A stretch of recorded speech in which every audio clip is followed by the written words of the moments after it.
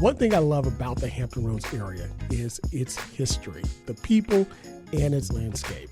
And the guest that we have today will talk to just all three of those things. The history here of Hampton Roads and African American excellence here on our 2024 Commonwealth Community Impact Series with none other than Executive Director Sandra Cherry of the Fields House. It's Stay the Water. I'm your host, Dr. Eric Claville. We'll be right back in just a moment. Welcome back. It's Stay the Water. I'm your host, Dr. Eric Claville. As always, we'd like to thank you for joining us on this beautiful Sunday morning here in Hampton Roads. Wherever you're listening, we hope that you enjoyed your weekend and you're ready to start the week off. And we thank you for joining us, for starting your week off here with us as we broadcast from none other than the campus of the Norfolk State University, home of the Spartan Nation, from WNSB Hot 81, the soul of VA. You know, we're right in the summertime, and many of you are going on vacation, or you've come back from your vacation of 4th of July break, and we hope that you had a phenomenal time, and we hope that you're continuing to stay safe and healthy as well. So those of you that are joining us, you know, during the summertime, we like to do our Community Impact Series. And this is a time period where we go into the community here in Hampton Roads and across really the Commonwealth to talk to individuals and organizations that are making an impact right where you live. And during this time period, we're talking with current and former city council persons across the Hampton Roads area and the Commonwealth to talk about the things that they're doing outside of government in their community. And today, we have with us none other than a very good friend of mine who I've known for years and who is doing a phenomenal job in her community. And that's none other than Sandra Cherry, who is the Executive Director of the Fields House and the former Vice Mayor for the city of Newport News. Sister Cherry, how are you doing this morning? I'm doing great, Dr. Claville. Thank you for having me on your Sunday morning show. Absolutely. Well, listen, I know that you're active in your church and you've got church service. So I thank you for joining us on this Sunday morning and sharing with us the great things that you're doing in the community. Absolutely. Thank you. So look, what I want to do first, you know, like I said, you and I, we've talked before the show and we've known each other a long time. And, you know, we met, you know, when you were running for city council, and I've had the opportunity to work on your campaign, and it's really the first city campaign that I had an opportunity to work on. Tell us about how you served on the city council, the impact you made, and why the city council. A lot of people say, hey, I want to be in elected office, I want to go straight to the state, I want to go straight federal, but you said no. The city is where I am because that's where the community is. Right. Thank you for the question. I started my career with city council in 2014. It was truly an opportunity to reach out to the citizens of the city. I specifically ran for the South District Seat B because that's the area that I lived and the area that I wanted to see if we could make a difference and make a change in our community. So I was able to successfully run that race. Thank you for your assistance in that. It was great to have you as part of our team. I was successful again to run again in 2018 and won that seat as well. I'm sorry. So I want to say thank you for your assistance in that as well. It was a pleasure to be a part of city council during my time. It was 8 years, and then after serving 8 years, well, I served as vice mayor for 2 years before my term ended in 2022. It was so important for me to be a part of city council because I was active in the community, considered to be a community advocate, community activist, listening to citizens, their complaints, their concerns, their issues, and I wanted to be at the table to see if I could be a part of making a difference in the lives of the citizens of Newport News. So to hear the voice of the citizen, be a part of the change, to make a change in the lives of those, we started the South District, Your Voice Matters South District Town Hall meeting. That was a collaborative partnership between the city council, the school board representatives, and the police department. And we looked at these three entities during my time on city council because we really felt like these were the entities that made an impact on the community. These were the entities that dealt with our children and dealt with community issues, community concerns. So it was important for us to come together collaboratively to hear the voice of the residents. And we did that consistently for 8 years, to hear their voices on the third Thursday of every month. And it was very interesting. We met in 2 different locations, on the second Thursday and then on the third Thursday. But we wanted to make sure that we reached out to as many citizens as we could to hear their voice. And we called it Your Voice Matters, because their voice do matter as citizens, what they have to say, whatever their concerns are, whatever their issues are. And we were able to be successful in helping to bring some resolution to those communities that really spoke up about what they needed to see differently in their community. I remember those sessions, and when you first started, I was like, that's something special, because what you did there is that you brought individuals from the city government. You had the city police there, you had individuals from different agencies there, and basically anybody can come up and voice their concern and talk about issues taking place in the Southeast district of their city, but not just there, but also the entire city. What were some of the positive outcomes from individuals coming and voicing their concerns? I believe that we were able to make a change in some specific areas of the city, especially for the South District. We had traffic concerns with the Huntington Heights community, and so we were able to at least get some speed humps in that area. Right. We needed some paving and some sidewalks out in the Beachmont community. So we were able to work with those citizens out in that community to see off Harpersville Road, actually it was off of Harpersville Road, to begin the sidewalks, because we had residents who were in motorized chairs coming along Harpersville Road, and there was no paved area, and that was a really, really big concern. So we were able to work with that particular neighborhood watch group to have engineering to come and talk to those residents about what they thought was needed, and we were able to begin that process. And so I was glad to see that at least those 2 things were successes that we were able to accomplish just coming out of the Your Voice Matters South District Town Hall meetings. We understood that each community was different. It did not mean that one concern would be the same concern in a different community, but of course we all had a common theme about violence and crime. That was always a common theme. But then there were things that were specific to those communities that we were able to address. And as you said, we started with just the South District, but as a representative of City Council, you may have other people to come from other districts that have a concern, but with respect, you let that particular representative know, hey, I got a call from this particular citizen, this is the issue that they're having, and you still work collaboratively, even with your City Council members, to try to bring resolution to that particular citizen's concern. I realized that I represented the South District for 4 years, and then the last 2 years of my time on council being vice mayor, it meant that I did represent the entire city. So it was good to be able to go, at that time, former City Council member Sharon Scott, she had her meeting on the 4th Monday. I was able to go and to hear those concerns and to work with the Denby business community to hear their concerns. So it wasn't just one particular area of the city that we focused on, but wherever there was a concern, and if we could, we tried to make a difference in bringing those issues to City Council.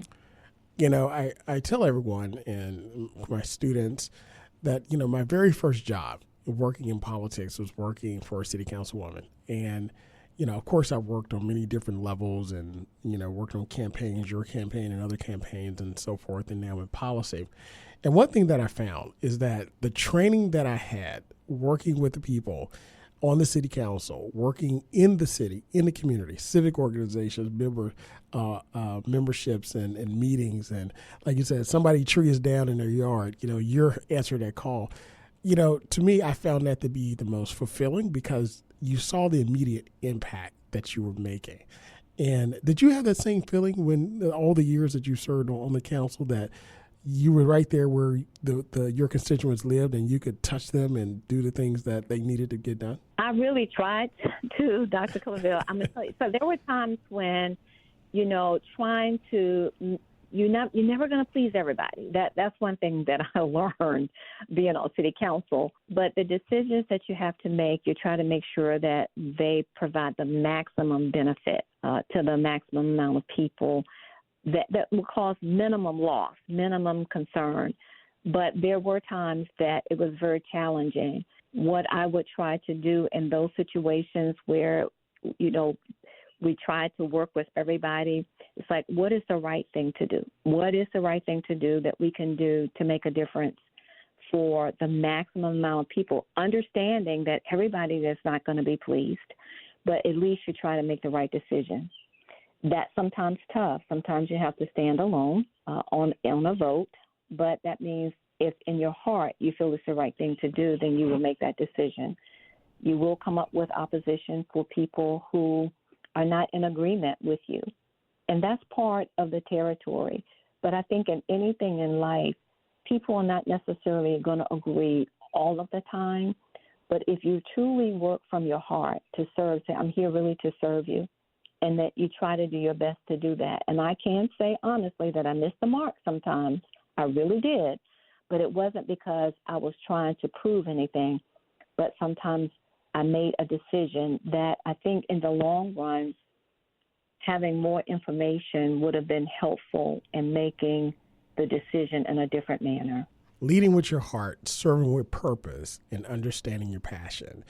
That's what Sandra Cherry, as the former vice mayor and city councilwoman for the city of Newport News, did during her career and time serving the community. But you just didn't stop there. As I got to know you and started working with you in your campaign and also in the community and your initiatives within the city council, there's another aspect that you were working in the community with that really tugged at me because, of course, I love history, I love legal history, and all of that. And there is an initiative that you have that you and your former husband started working with, and you're still continuing it as the executive director of the Fields House, that's making even more of an impact outside of the community, within the schools, and here as a whole, to Black history overall. Tell us about the work. Well, first of all, tell us about who James Fields is and the work of the Fields House. Now I'm really getting excited and my passion is even greater. Yes, the Fields House, yes. So even the time that my husband passed in 2007, and his last words to the nurse before they intubated him in ICU, his words were, "Have you ever heard of the James A. Fields House?" Wow. And so I could not be in ICU with them when they intubated him, but when I came back into the room, the nurse asked me, "Miss Cherry, what is the James A. Fields House?" And I looked at her and I said, "Where did you get that from?" And she said, "Mr. Cherry was trying to tell me about it before we intubated him, and he would get so excited that we really had to calm him down." And I said, "Wow." I said, "Well, let me do this. Let me tell you a little bit." But he's the historian, and when he wakes up, he'll be able to tell you the rest of the story. And he never woke back up.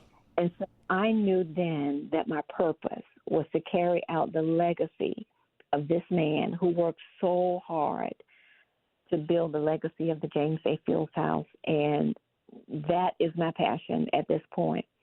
But the James A. Fields House is named after a former runaway slave, James Apostle Fields, who ran away from Hanover County during the Civil War.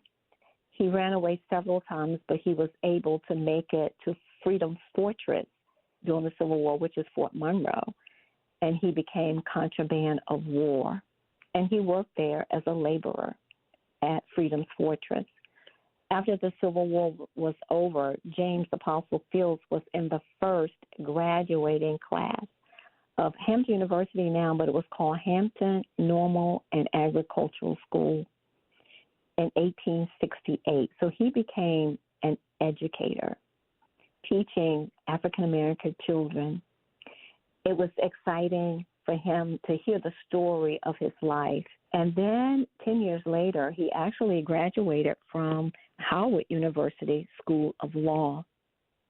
His students passed the Virginia bar on their first time taking the bar exam. So he was really way before his time. He also sat in the Virginia General Assembly in the late 1800s. And so the house that my husband purchased in 1999, he actually purchased it from the city for $1 under what they call a development agreement. And there were certain things that he had to make sure he did. He could not flip the house as some people would do.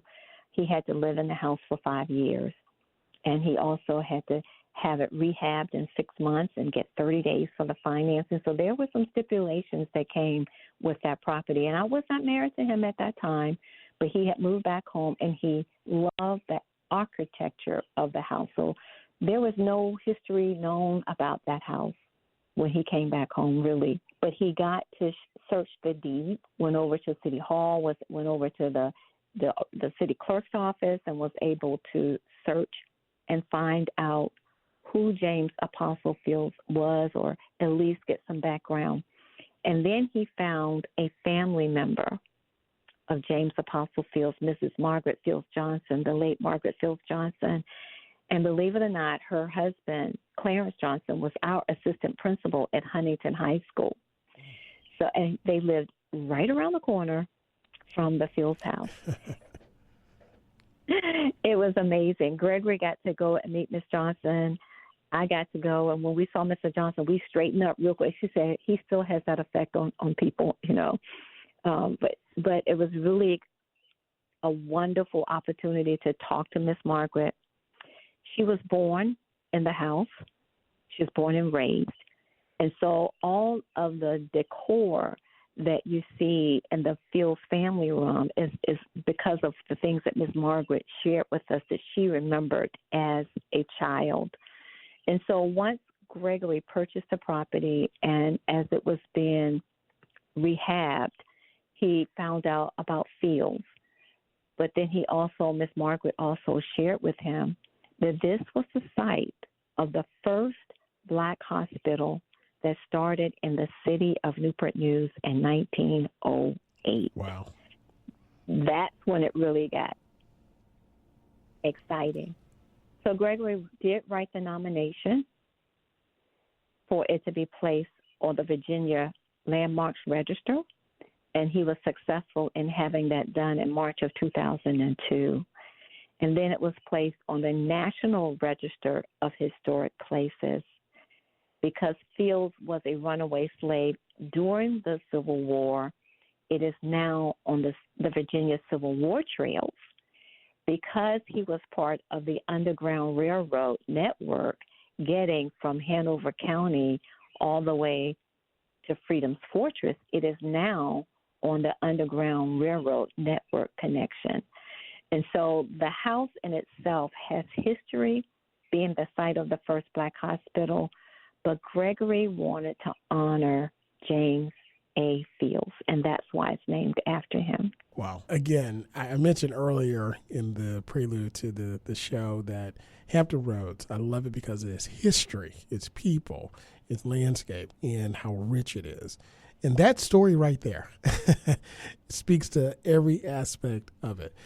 You know, when we talk about Freedom Fortress that's here, Old Port Comfort, there are so many stories that come out of that, and of course, that's the place of the beginning of slavery and also the end of slavery as well.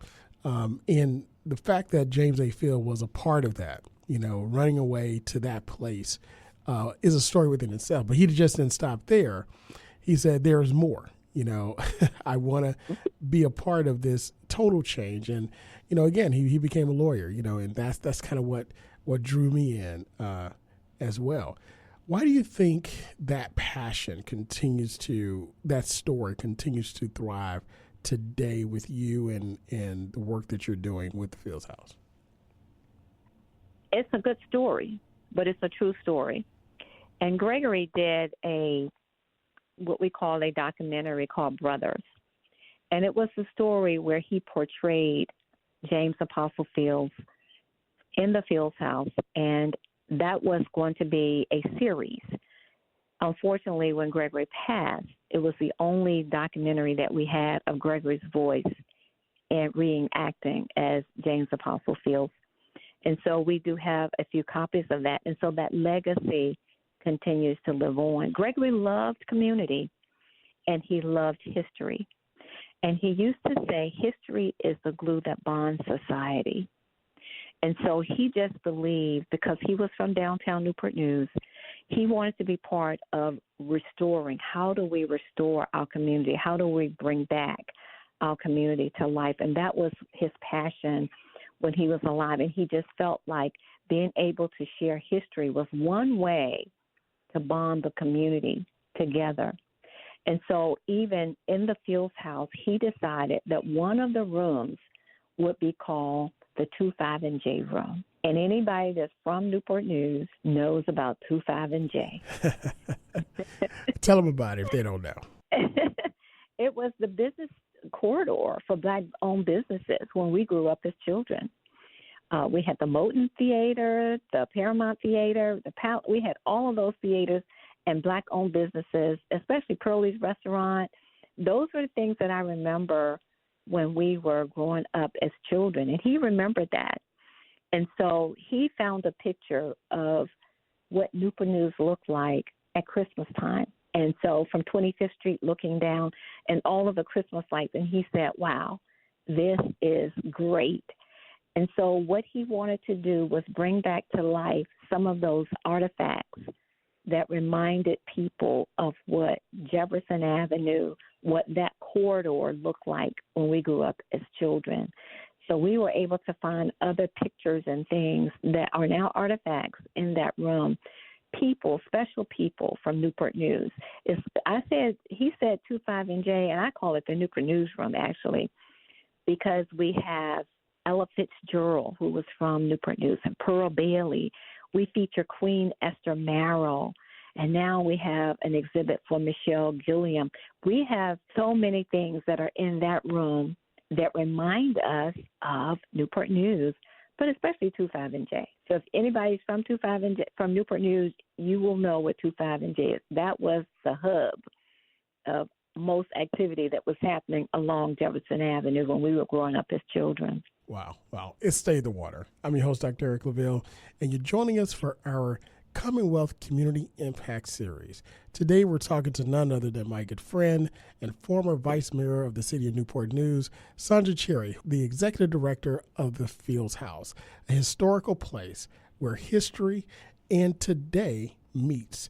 Sandra, today, of course, is a great story. Now, what are some of the educational opportunities that the Fields House is engaged in to impact city as a whole and also the Commonwealth? Well, what Gregory did in 2006, he really wanted to have a greater impact, to see how we can make a greater impact, because he understood that one person could not do it, or two people, the two of us, could not do it in itself. So he started an organization called the Downtown Newport News Merchants and Neighbors Association.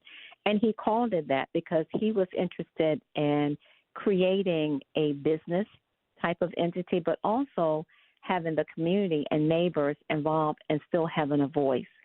And this was before I got on city council. And so it was really important. And we used to meet on the first Tuesday of every month at the Fields House to have people from the community to come in to talk about things that could be done to make a difference in the community. And out of that, what we began to realize is that a lot of times the Southeast community, our children especially, and that has been truly the focus to build up and preserve the history of the Southeast community, for it to be an educational component, but also a community component where we're reaching out into the community. So with the Downtown Newport News Merchants and Neighbors Association, we were able to do activities right there on the property of the James A. Fields House to give back to the community. And so we have continued to do that. There were activities that we planned every year to do. We worked with Linwood DeBrew, with the TASTE program, Take a Student to Eat. That's always done in January, Martin Luther King Day, a day of service. We don't consider it to be a day off, but it's a day of service where we give back to our children. We realize that a lot of children from our community do not have lunch unless they're at school.